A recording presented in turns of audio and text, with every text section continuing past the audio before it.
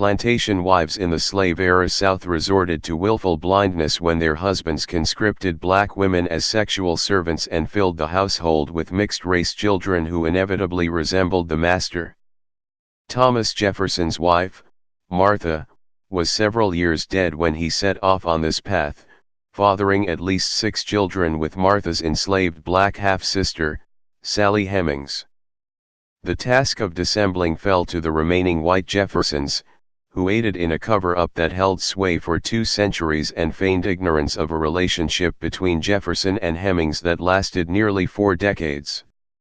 The foundation that owns Monticello, Jefferson's mountaintop home near Charlottesville, Virginia, broke with this long-running deception last month when it unveiled several new exhibits that underscore the centrality of slavery on the founder's estate.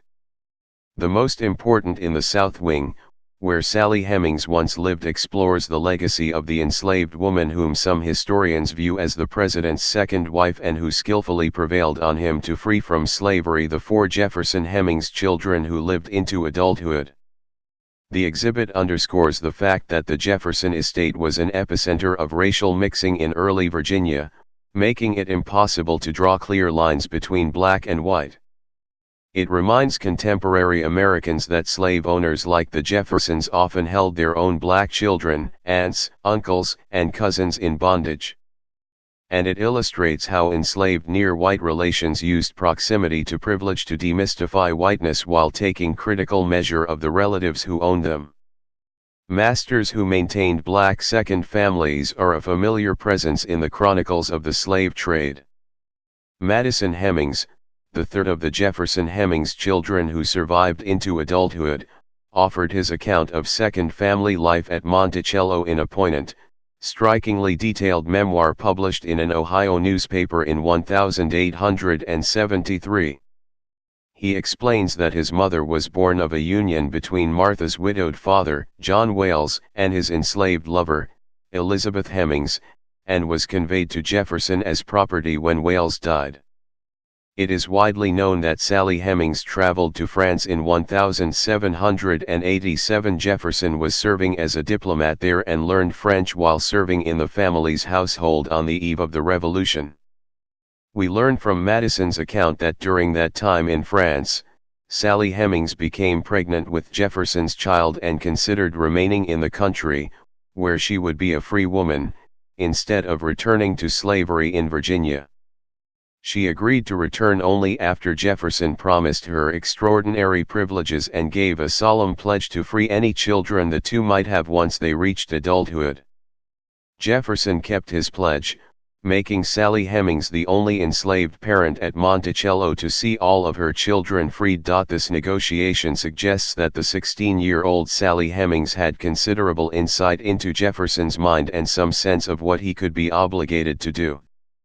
She saw her surviving children Beverly, Harriet, Madison, and Eston reap what the historian Annette Gordon Reed describes as an almost 50-year head start on emancipation, escaping the system that had engulfed their ancestors and millions of others.